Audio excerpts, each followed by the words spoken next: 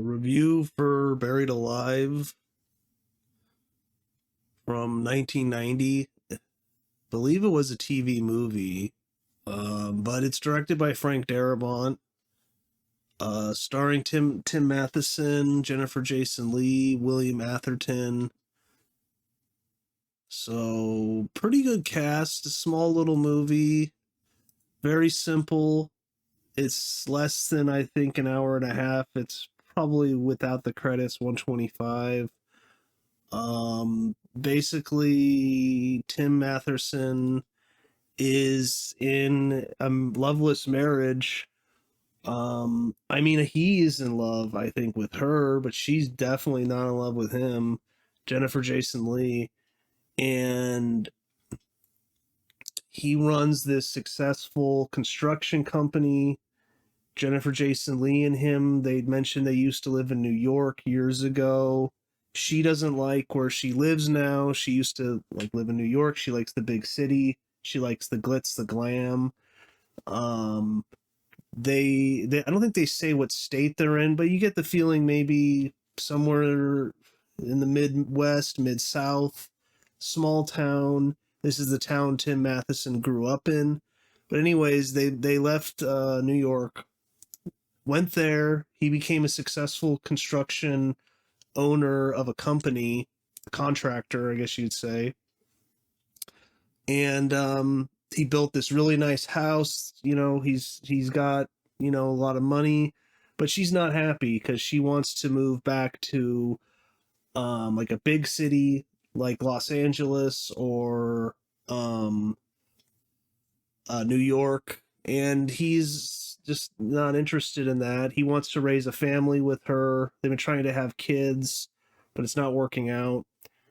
And anyways, Jennifer Jason Leigh says that this is all right in the beginning, that she's going to go to see her girlfriend who lives out like a ways away, and they're going to go to dinner and go shopping and stuff. So he's like, okay. So then his friend Hoyt Axton, who's the sheriff, he says to him, hey, let's go fishing, because they're old friends. The guy's kind of like father figure, I guess, to Matheson.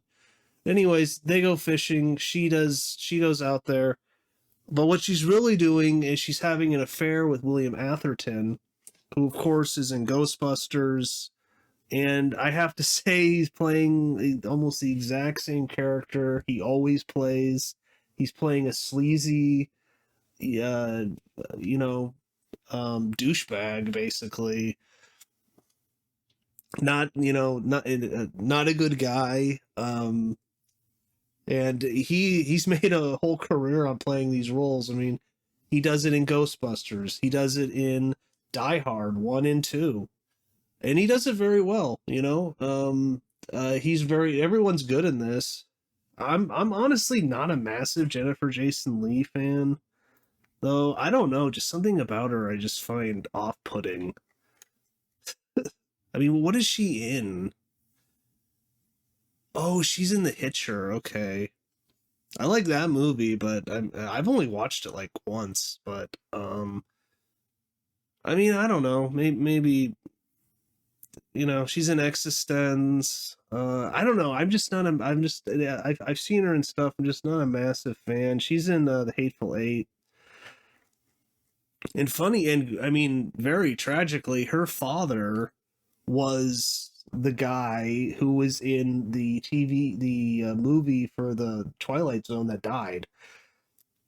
That was killed in that tragic accident with two kids as well. Yeah, her parents are like very famous Hollywood stars. Yeah, Vic Morrow. And her mother's Barbara Turner.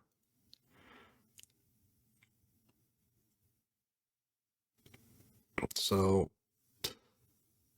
but yeah, Vic Morrow, he died in that movie.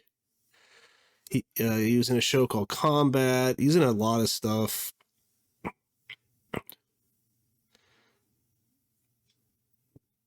And they sued, of course, and that, yeah. Look into that. That's a whole other thing of John Landis was totally John Landis's fault. He should be in jail for it, or he should have gone to jail.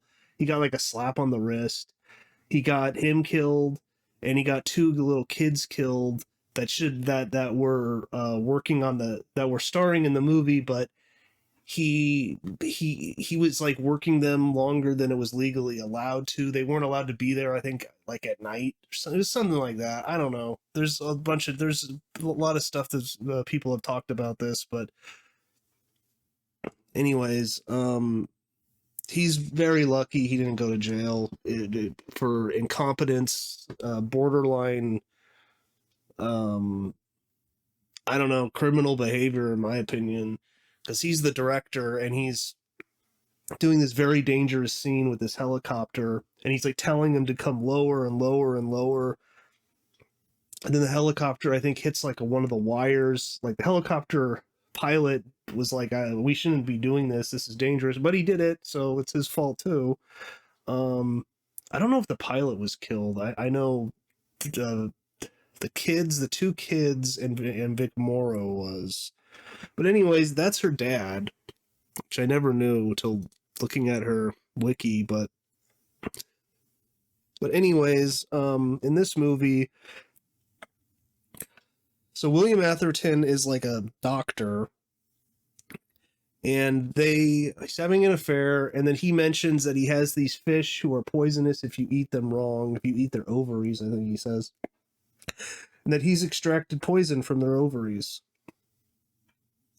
And he basically puts it in her mind to kill Tim Matheson, and then would sell the house, she'd sell all of his assets, and also his company was just offered from some guy a $1.5 million, and she'd sell it to that guy too. So they had millions of dollars.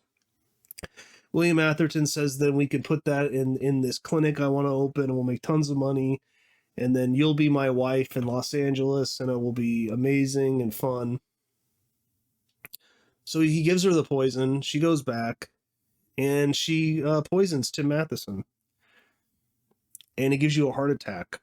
And then he has a heart attack, a pretty brutal scene, and he dies. So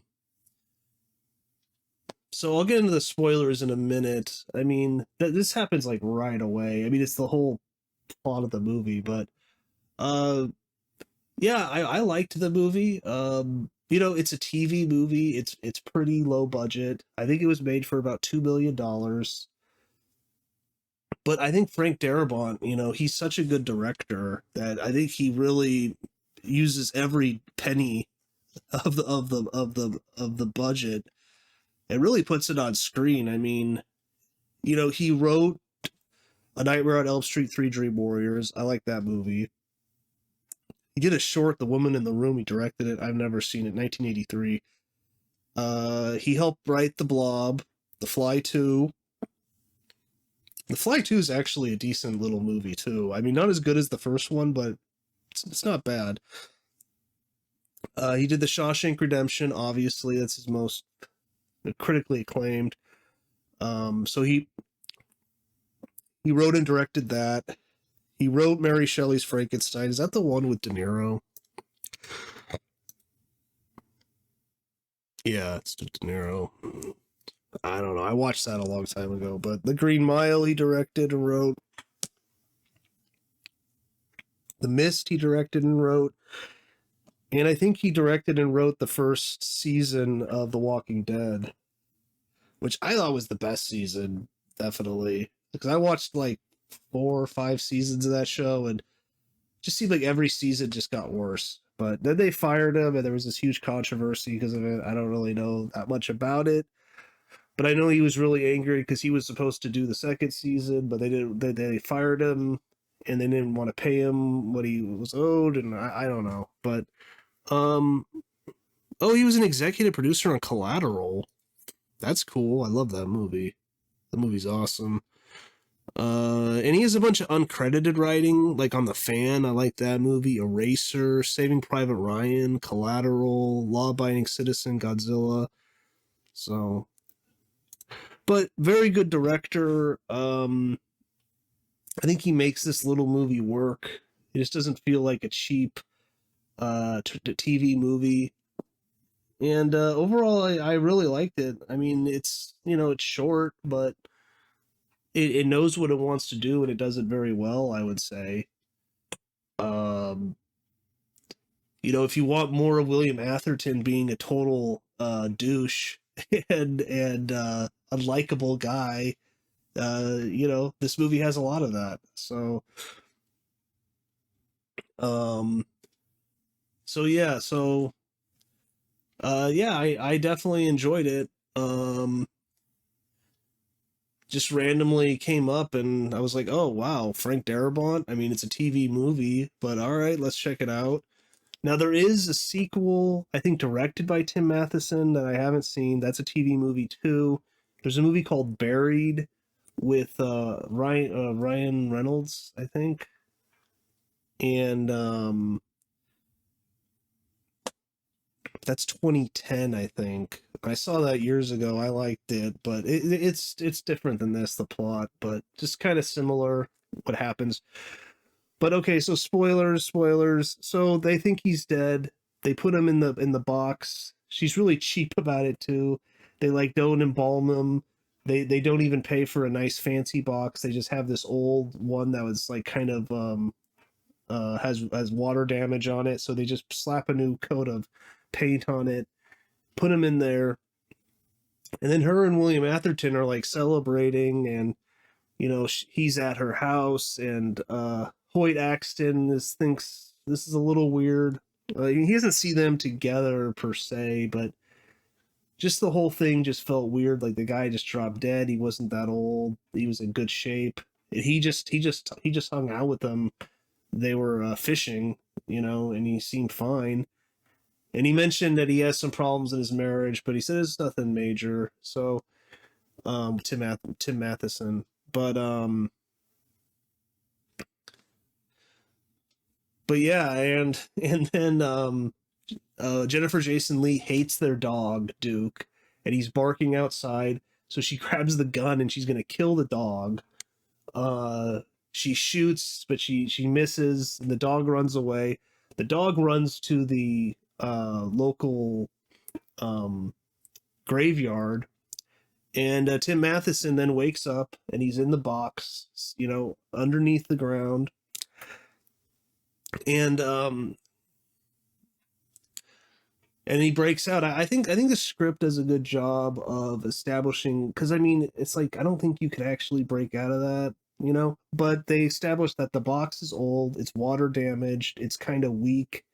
It's like letting in water because it's raining too. So, the wood's very weak. So they establish that, and the dog's there, and the dog kind of, I think, helps, dig him out too, because it's his loyal dog Duke. He likes the dog, she doesn't. So he gets out. Um, and also it's kind of established when he's dying, Jennifer Jason Leigh screaming at him, why won't you just die? Just die, just die. So she kind of admits when he's dying what she's doing, to him. But anyways, so then he goes back to his house, and it's like all raining, and he's covered in mud. And then he sees Tim Matheson, or he sees William Atherton, Jennifer Jason Leigh together. So he's like, huh, I think that they tried to kill me. So then he kind of goes in the basement, and he falls asleep to recover. And then basically he turns the tables on them and buries them alive throughout the end of the movie, which I thought was really well done, because he gets Jennifer Jason Leigh to basically get trapped in the basement. He locks the door. He nails all the windows shut, and the dog's outside kind of prowling. And then William Atherton is going to go, and Jennifer Jason Leigh's already sold all of his stuff with Tim Matheson. She's about to sell. She hasn't sold the house yet, but she's about to. And she has $1.5 million in cash. And William Atherton now they cut to him in his place, and he's going bankrupt, by the way. Like, there's a call from whatever collection services, and they're like, okay, we're going to have the marshal kick the door down and we're taking you out. You haven't paid your bills in like months. So he then is putting in the needle the poison from another one of his fish, and then he's going to go and take out Jennifer Jason Leigh, and then he says he's going to fly to the tropics and live off it. So he has the needle. He goes there to the house. He can't find her upstairs. He then ventures into the basement, and he gets locked into the basement. And then during this time, Tim Matheson is kind of making this maze, kind of, and because he's really good in construction, and he's making this maze where they enter an area, and then he opens an area, and then they enter that, then he locks off that area. Pretty cool. And then and he separates them too, and then in the end he ends up burying Jennifer Jason Leigh alive. Tim Matheson, William Atherton, and their names are similar in the last name. He has the needle, and he's trying to negotiate with Tim Matheson. And then he shows his face, and he's like, "Oh my God! Like, how are you alive?" And then he falls, and he injects himself with a needle accidentally, so he dies. He then throws William Atherton's body into a box, and then he throws Jennifer Jason Leigh in the box, and she's alive. And then in the end, the tables have been turned on her. She's buried in the previous spot that he was, so everyone thinks he's dead, except for Hoyt Axton, who kind of figures this out, but it's not really important, but because he was friends with Tim Matheson, and he never really liked Jennifer Jason Leigh, and he figures out what she did. So, but yeah, it's a nice little thriller movie with some horror elements, I'd say. Yeah, check it out. Buried Alive, 1990, directed by Frank Darabont. Nice little movie. There's not many people in the cast, so. But I think it shows what you could do with a small budget if you have a good team of people around you. So, but anyways, that's about it. Like, comment, subscribe, and see you next time.